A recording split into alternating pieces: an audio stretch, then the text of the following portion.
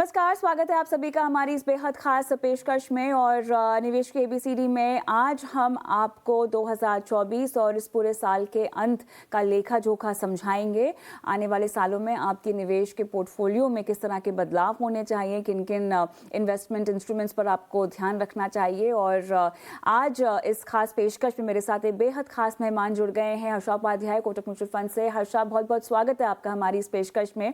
और सबसे पहले तो आपने अपना मार्केट आउटलुक लॉन्च किया है, उसके लिए बधाई।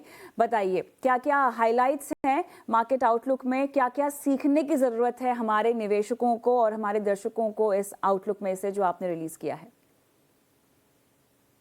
देखिए, हमारे हिसाब से जो 2024 का आउटलुक है वो इक्विटी मार्केट के लिए अभी भी एक रीजनेबल लेवल का रिटर्न्स एक्सपेक्ट कर सकते हैं ओवरऑल, क्योंकि अगर ब्रॉडर मार्केट का वैल्यूएशन देखे जरूर वो महंगे दिखते हैं, लेकिन अगर आप लार्ज कैप के वैल्यूएशंस देखते हैं वो हिस्टोरिकल एवरेज के आसपास में है। तो ओवरऑल मार्केट में जो इक्विटी अलोकेशन होना चाहिए एक फाइनेंशियल प्लानिंग के हिसाब से, उतना तो होना चाहिए। और उसके अंदर जो टिल्ट रहेगा उसमें थोड़ा सा ज़्यादा लार्ज कैप्स की ज़रूरत है, क्योंकि वहाँ पे अर्निंग्स ग्रोथ भी है और एक तरफ से वैल्यूएशन का कंफर्ट भी है। मिड एंड स्मॉल कैप को हम अवॉइड करने के लिए नहीं बोल रहे, लेकिन ज़रूर जैसे जैसे मार्केट कैपिटलाइजेशन कर्व में आप मूव करते हैं और जहाँ पे इलिक्विडिटी भी ऐड हो जाता है, वहाँ पे वैल्यूएशन का डिस्कम्फर्ट थोड़ा सा आ रहा है। तो उस हिसाब से मिड एंड स्मॉल कैप में जो पिछले 3 साल में जो रिटर्न्स आए हैं या पिछले 6 महीने में जो रिटर्न्स आए हैं वो शायद ही आए। अगर आ भी गए तो वोलेटिलिटी के साथ आएंगे, ऐसा नहीं है कि एक वन वे मार्केट जो हमने देखा है वो कंटिन्यू होता रहेगा। तो उस हिसाब से हमें लगता है कि फास्ट परफॉर्मेंस को एक एक बैरोमीटर बना के आगे का सोचना नहीं चाहिए। और सिमिलरली जो वोलेटिलिटी है वो भी शायद पिछले 1-2 साल से जो एकदम एक तरफा मार्केट है वो भी शायद कमी देखने को मिलेगा। और राइट, अब ऐसे में मुझे बताइए, जो समीकरण बन रहे हैं हमारे बाजारों के लिए, इसमें एक चुनावी ट्रिगर भी है। ये आपके लिए कितना अहम है और कितना निवेशकों को इसको ध्यान में रखना चाहिए? हालांकि हर्षा, अगर आपने पोर्टफोलियो बना रखा है, अगर आप एक निवेशक हैं, है ना, तो इस ट्रिगर को लेकर आपको ज्यादा चिंतित होने की जरूरत नहीं है। लेकिन अक्सर जो इतिहास में भी हमने देखा है कि इलेक्शन से पहले बाजार में एक अच्छी खासी रैली देखने को मिलती है। और अभी तो मेरे ख्याल से जो माहौल बन रहा है, विदेशी बाजारों से भी जो माहौल बन रहा है, जो रेट कट का एक माइंडसेट तैयार हो चुका है अगले साल में, वो कहीं ना कहीं इस रैली को और आगे बढ़ा रहा है। चुनावी ट्रिगर अपने आप में स्टैंड अलोन कितना महत्वपूर्ण है आपके लिए? देखिए, अगर आप लंबे अवधि के निवेश का एक चार्ट बनाते हैं तो वहाँ पे शायद ही आपको कोई भी इलेक्शन का जो वोलेटिलिटी है वो दिखाई देगा। लेकिन ज़रूर ये हुआ था कि 2004 और 2009 में जो मार्केट एक्सपेक्टेशंस के सरप्राइज या शॉक एलिमेंट की वजह से मार्केट अपर सर्किट या लोअर सर्किट पे लॉक रहा एक दिन। 2014 और 2019 में मार्केट्स चले हैं इलेक्शंस के बाद। तो ये ज़रूरी नहीं है कि एक ही हिसाब से मार्केट इलेक्शंस को देखते हैं। तो हमें ज़रूर ये देखना चाहिए कि मार्केट का एक्सपेक्टेशंस क्या है इलेक्शंस के पहले, और उसका कितना डिस्काउंटिंग मार्केट में ऑलरेडी हुआ रहता है वैल्यूएशन के हिसाब से। अगर आप जा रहे हैं इलेक्शन फेज में महंगे वैल्यूएशन में, तो ज़रूर एक तरफ से ऑलरेडी वैल्यूएशंस हाई हैं, अगर कोई डिसअपॉइंटमेंट आता है तो मार्केट में उसको लेने का क्षमता नहीं रहता है, या ये भी हो सकता है कि कुछ लोग प्रॉफिट बुक करें। लेकिन अगर आप अंडर वैल्यूड मार्केट या रीजनेबली प्राइस मार्केट से अगर आप इलेक्शन फेज एंटर करते हैं तो एक सरप्राइज एलिमेंट आता है, तो शायद मार्केट्स अच्छा खासा रिटर्न दे सकता है। और अगर नेगेटिव सरप्राइज आता है या शॉक आता है तो भी इतना ज्यादा नहीं घटता है। तो ये जरूर हमें याद रखना चाहिए कि वैल्यूएशन का क्या उस समय पे रहेगा और उस हिसाब से कॉल लेना चाहिए। तो निवेशक के लिए तो कोई चिंता की बात नहीं है, क्योंकि इंडियन ग्रोथ स्टोरी जो है वो अभी भी इंटैक्ट है और यहाँ पे भी आपको रीजनेबल अर्निंग्स को दिखाई दे रहा है और तो उतना रीजनेबल रिटर्न्स इक्विटी में बनेंगे। लेकिन अगर कोई ट्रेडर है और इवेंट पे फोकस करना है तो जरूर एक वैल्यूएशंस को भी ध्यान में रख के आगे बढ़ना चाहिए। हर्षा, क्या लगता है आपको लार्ज कैप के बारे में अगर मैं बात करूं, ये लार्ज कैप में भी एक तो कौन कौन से सेक्टर्स हैं जो आपको लगता है कि लीड करते हुए दिखाई दे सकते हैं इस पूरी रैली को, अगर मैं 2024 के लिहाज से बात करना चाहूं और जिस तरह से हमें एक कमबैक दिखाई दे रहा है। आईटी क्षेत्र एक डार्क हॉर्स की तरह उभरता हुआ दिखाई दे रहा है, जहां पर हम एक अच्छी खासी मूव आती हुई देख रहे हैं। क्या लगता है आपको, कौन कौन से सेक्टर्स आपको लगता है लार्ज कैप में इस कहानी को आगे बढ़ाएंगे? देखिए, अगर बिल्कुल वैल्यूएशन के हिसाब से देखते हैं तो शायद प्राइवेट बैंक्स या लार्ज बैंक्स जो पीएसयू सेगमेंट्स में हैं, तो इनके वैल्यूएशंस काफ़ी कंफर्टेबल लेवल पे हैं। एक तरफ से अंडर ओनरशिप भी इस सेगमेंट में है और हमने ये भी देखा है कि पिछले 3 या 4 क्वार्टर्स में यहाँ पे परफॉर्मेंस भी नहीं आया है। तो यानी कि यहाँ पे एक तरफ से फोकस इतना नहीं रहा पिछले 2-3 क्वार्टर से। तो अगर यहाँ पे आप पोज़ीशन बनाते हैं तो ज़रूर जो वैल्यूएशन रिस्क है वो बहुत ही कम है। एज़ इट इज़ हम बोल सकते हैं कि लार्ज कैप में कम है वैल्यूएशन रिस्क और फाइनेंशियल सेगमेंट में और भी कम दिखाई दे रहा है। तो ज़रूर इस पे ध्यान रखना चाहिए। और एक बात है कि 2024 में जा रहे हैं इसलिए कोई थीम में बदलाव करने की ज़रूरत भी नहीं है। जो कैपेक्स बेनिफिशियरीज़ हैं या real estate home improvement segments के जो बेनिफिशियरीज़ हैं, ये सारे सेगमेंट जो है वो एक साल बदलने से उसका जो भी ड्राइवर्स हैं वो चेंज नहीं होने वाले हैं। तो ये मीडियम टू लॉन्ग टर्म जो ग्रोथ रनवे है वो फिर भी दिखाई देता रहेगा। तो इसलिए वहाँ पे भी एक निवेश करना चाहिए। और आपने आईटी सेक्टर का बात किया है तो वहाँ पे भी हमारे हिसाब से एक तरफ से एक वैल्यूएशन का ट्रिगर आ सकता है जब भी यूएस में फेड ने डिसीजन लिया है इंटरेस्ट रेट करने का। अगर आप हिस्टोरिकली आप देखते हैं तो वहां से एक रैली आता है high growth high multiple stocks में, क्योंकि आपका जो डिस्काउंटिंग फैक्टर है जब आप डिस्काउंटेड कैश फ्लोज देखते हैं वहां पे आपको बेनिफिट मिलता है। तो उस हिसाब से हमें लगता है कि अगर ये जो फेड का अभी का कमेंट्री देखते हैं तो लगता है कि 2024 में कहीं ना कहीं जाके इंटरेस्ट कट्स होंगे। तो उस हिसाब से आईटी सेक्टर में भी एक तरफ से हायर वैल्यूएशन फिर से आ सकता है, यानी कि री-रेटिंग का एक दौर आ सकता है। तो इसीलिए एक तरफ से डार्क हॉर्स जो आपने कहा है, वो ज़रूर वहाँ पे हमें भी लग रहा है कि वो हो सकता है। लेकिन सिर्फ इतना याद रखना चाहिए कि जो डोमेस्टिक थीम्स हैं जिसके बारे में भी हमने अभी तक बात किए हैं, तो वहाँ पे सब अर्निंग्स ग्रोथ का भी एक तरफ से कम्फर्ट है। लेकिन आईटी सेगमेंट में हर एक कंपनी में इतना अच्छा अर्निंग्स ग्रोथ आने का कोई उम्मीद नहीं है।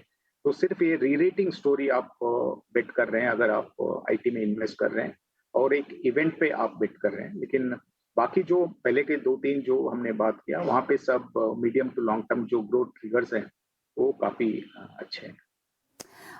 देखिए, यहाँ पर मिड कैप स्मॉल कैप्स की अगर हम बात करें तो इनमें चुनिंदा सेक्टर्स या जहाँ आपको लगता है कि थोड़ा सा और दमखम मौजूद है, वो कौन कौन से होंगे? क्या वैल्यूएशंस यहाँ पर अगर कंफर्टेबल हैं तो किन किन क्षेत्रों में कंफर्टेबल है, या आपको लगता है कि थोड़ा सा ज़्यादा अब हम रन अप देख चुके हैं, अब जो आने वाला समय है वो शायद लार्ज कैप ही आगे लीड करेंगे? देखिए, ज़रूर वैल्यूएशंस महँगे हैं मिड एंड स्मॉल कैप को अगर जनरलाइज़ करते हैं, तो कुछ पॉकेट्स ऐसे होंगे जहाँ पे थोड़ा बहुत कंफर्टेबल वैल्यूएशंस होंगे, जैसे कि यूटिलिटीज़ हो गया। वहाँ पे अभी भी कंफर्ट है, ये स्टॉक्स कुछ खास किए नहीं हैं और वैल्यूएशंस अभी भी मार्केट को कंपैरिज़न में या मिड कैप और स्मॉल कैप के कंपैरिज़न में बहुत ही नीचे के वैल्यूएशंस है, तो वहाँ पे एक तरफ से कंफर्ट है। लेकिन अगर इस सेगमेंट को अगर छोड़ते हैं तो फिर सेक्टोरल ऐसे कोई बड़ा सेक्टर नहीं दिखाई दे रहा है जहाँ पे बहुत ज़्यादा वैल्यूएशन कंफर्ट हो।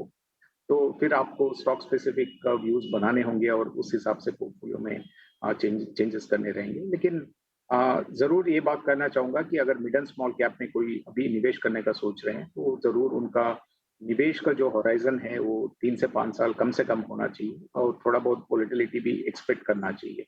फिर ही उनका एक्सपीरियंस ठीक-ठाक रहेगा, नहीं तो डिसअपॉइंटमेंट होने का काफ़ी आशंका है।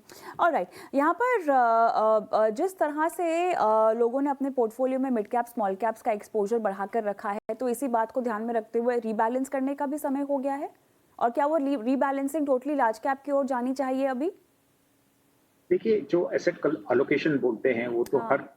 समय पे लोगों को ध्यान में रखना चाहिए, क्योंकि अगर आपने मान लीजिए कि 70% लार्ज कैप लिए थे और 30% मिड कैप्स लिए थे 3 साल पहले, और जैसे जैसे मार्केट में रिटर्न्स आए हैं तो जरूर ये होगा कि अभी वो 70 और 30% का प्रोपोर्शन नहीं रहेगा, शायद वो 60 और 40 हो गया मान लीजिए। तो अगर ऐसा हुआ है तो आपका रिस्क एक तरफ से जो पहले जो आपने इंटेंडेड रिस्क लेवल आपने सोचा था उससे ज्यादा हो चुका है, लेकिन आप उसको ध्यान में नहीं ले रहे हैं, सिर्फ रिटर्न्स को देख के आप खुश हो रहे हैं। तो ज़रूर उसको फिर से 70 और 30 पे वापस लाने का ज़रूरत है। तो उस हिसाब से जहाँ-जहाँ पे भी एक्स्ट्रा रिटर्न्स आए हैं, जहाँ-जहाँ पे भी वैल्यूएशंस महँगे हुए हैं, वो सब सेगमेंट से कम करके आपको एक तरफ से दूसरे सेगमेंट्स में आना चाहिए। लेकिन ऐसा भी नहीं है कि इक्विटी से आप बाहर निकल के कोई और एसेट क्लास को देखना चाहिए, क्योंकि अभी भी हमें लगता है कि इक्विटीज़ एक अच्छा सा एसेट क्लास रहेगा और काफ़ी बेहतर रिटर्न्स भी मिल सकते हैं बाकी जो दूसरे एसेट क्लासेस को देखते हुए। लेकिन ज़रूर विदिन इक्विटीज़ आपको थोड़ा बहुत एसेट एलोकेशन को ध्यान में रखना चाहिए। लेकिन हर्षद, सोने में भी तो अच्छा सा रन पाएगा अगर हम एक बार ब्याज दरों में कटौती होना देखेंगे। तो खबर से ही हम देख रहे हैं कि सोना उच्चतम स्तर में पहुंच गया है। तो गोल्ड और इक्विटी क्या आपके मुख्य इन्वेस्टमेंट इंस्ट्रूमेंट्स या एवेन्यूज नहीं रह सकते पोर्टफोलियो में अब की बार? नहीं, ज़रूर सभी इन्वेस्टमेंट्स का थोड़ा बहुत प्रोपोर्शन बिल्कुल। होना चाहिए अपने-अपने रिस्क टॉलरेंस के हिसाब से। तो हमें लगता है कि इक्विटीज़ अभी भी प्राइमरी इन्वेस्टमेंट क्लास रहेगा, जिसका भी एक रेगुलर इन्वेस्टिंग का अगर आप मानदंड करते हैं, तो उस हिसाब से इक्विटी तो अभी भी एक प्राइमरी ड्राइवर रहेगा और सबसे ज़्यादा रिटर्न शायद इसी सेगमेंट से आएगा। लेकिन ज़रूर आपके लिक्विडिटी के हिसाब से, आपके रिस्क डाइवर्सिफिकेशन के हिसाब से आपको दूसरे एसेट क्लासेस को भी देखना चाहिए। आपका हाउस व्यू मुझे बताइए। वैसे तो आपने काफ़ी विस्तार से बात कर ही ली आपके मार्केट आउटलुक में जो आपने लॉन्च किया है, लेकिन अब जो वो निवेशक जो कि इस बाजार की तेज़ी को देखकर डरते हैं और डर में जो है प्रॉफिट बुक करके चले जाते हैं। कुछ निवेशक ऐसे भी होते हैं जिन्हें लगता है कि अब जो बाजार में तेज़ी हम देख रहे हैं वो वापस शायद आने हमें देखने को नहीं मिलेगी। ये एक माइंडसेट है जो आपके इन्वेस्टमेंट से या जब भी आप निवेश करते हैं उससे जुड़ा हुआ होता है। हर्षा, कैसे आप समझाएंगे इन निवेशकों को कि बाजार के इतने ऊंचे लेवल्स पर फिलहाल अगर आप एंटर करने की सोच रहे हैं तो लेवल्स का ध्यान ना दें और ऐसा ना सोचें कि आपसे रैली मिस हो चुकी है? देखिए, मैं एक उदाहरण दूँगा। अगर आप कोई भी बिज़नेस स्टार्ट करते हैं और रन करते हैं, मान लीजिए कि 2-3 साल में आपको बहुत ही अच्छा प्रॉफ़िट्स हो जाते हैं, तो आप तो बिज़नेस बंद करके दूसरा कुछ करने का सोचते नहीं, राइट? तो उसी बिज़नेस को बढ़ाने का सोच सोच करते हैं। तो यहाँ पे भी वही है कि हम क्या कर रहे हैं, पोर्टफोलियो मैनेजर्स 40, 50, 60 बिज़नेसेस को एनालाइज़ करके उनके वैल्यूएशंस को देख के एक तरफ से डाइवर्सिफाइड पोर्टफोलियो बना रहे हैं। सिर्फ इतना डिफरेंस है कि हम खुद वो बिज़नेसेस नहीं चला रहे हैं, लेकिन कोई और बिज़नेसमैन जो उस बिज़नेस को अच्छे से चला सकते हैं, उनके ऊपर हमने हमारे विश्वास रखा है। तो उस हिसाब से हमें नहीं लगता है कि जस्ट बिकॉज़ आपका 15% रिटर्न्स बन गए या 20% रिटर्न्स बन गए, आपको निकलना नहीं चाहिए। आपको कोई ज़रूरत है, ज़रूर आपको इन्वेस्टमेंट्स को तोड़ के वो ज़रूरत को पूरा करना चाहिए। लेकिन अगर कोई ज़रूरत नहीं है और अगर आप लॉन्ग टर्म का निवेशक हैं, तो ये टाइमिंग के चक्कर से आपको मार्केट से छूटना नहीं चाहिए, क्योंकि वापस आना भी इतना ही मुश्किल होता है। किसी को नहीं पता था कि कोविड के डिसरप्शन के बाद मार्केट इतने फास्ट रेट में रिकवर होता है और रिकवर होके वहाँ से भी बहुत आगे बढ़ जाता है। तो इसलिए टाइमिंग करना तो किसी एक्सपर्ट का भी एक्सपर्ट के लिए भी बहुत मुश्किल है। तो हमें लगता है कि टाइमिंग के वजह लोग मार्केट का डायरेक्शन समझ के और वैल्यूएशंस को समझ के एक लंबी अवधि के लिए निवेश करना चाहिए। बिल्कुल, यहाँ पर नज़रिया अपना लंबा रखें और जो बाजार के ट्रिगर्स आपको दिखाई दे रहे हैं उससे आपको फिलहाल चिंतित होने की ज़रूरत नहीं है।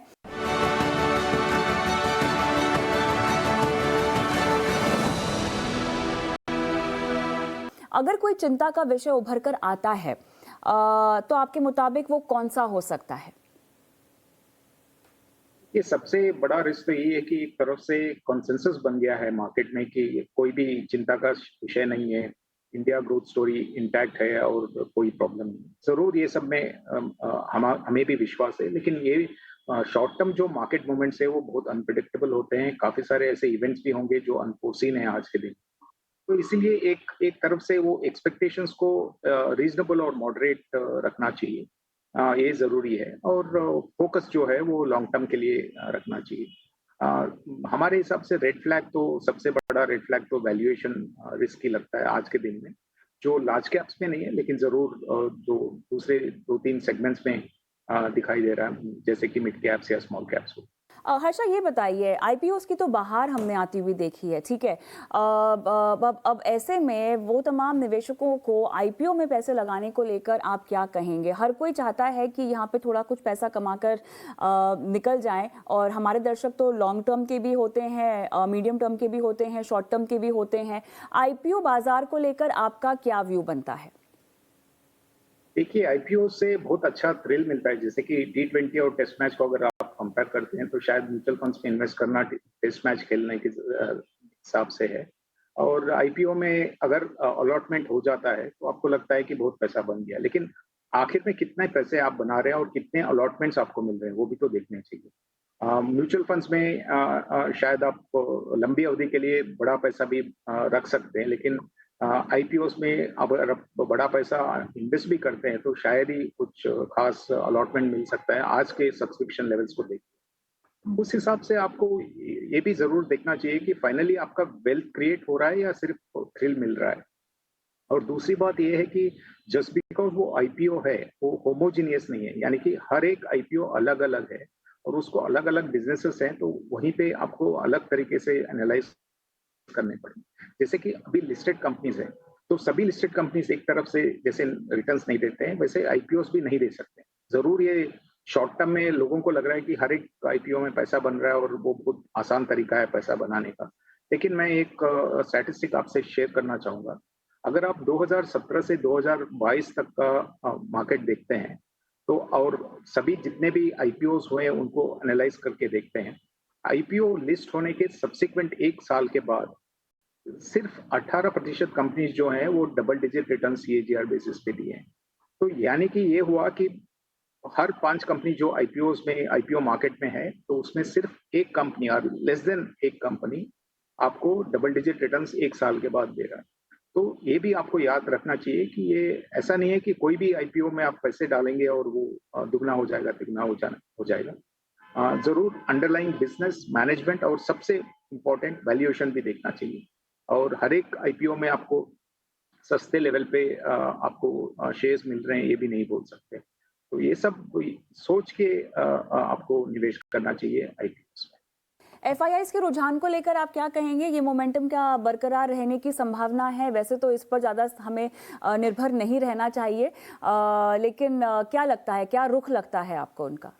देखिए, ये भी शॉर्ट टर्म में प्रेडिक्ट करना बहुत मुश्किल है, लेकिन अगर आप अगले 3-5 साल का एक ब्लॉक लेते हैं तो जरूर वो पिछले 3-5 साल के जो ब्लॉक है वहां से ज्यादा पैसा फॉरेन ऑफशोर फंड से भी आना चाहिए, क्योंकि इंडिया का जो प्रोमिनेंस है वो बढ़ते जा रहा है। इंडिया ऐसा मार्केट है जहाँ पे जो जीडीपी ग्रोथ रेट है वो 7% से बेहतर है और कंटिन्यू रहेगा।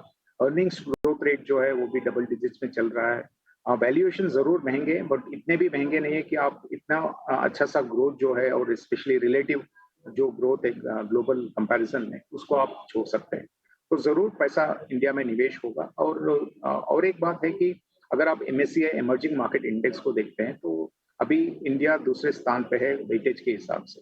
पहले एक दशक से पहले ऐसा हुआ करता था कि इंडिया का जो वेटेज है वो 3 से 4% हुआ करता था, यानी कि कोई भी निवेशक उसको इग्नोर करके भी अपने पोर्टफोलियो बना सकते थे। लेकिन आज के दिन में जैसे इंडिया अच्छा कर रहा है और 16% का वेट है, तो किसी पोर्टफोलियो मैनेजर्स को इग्नोर करना बहुत मुश्किल हो गया है।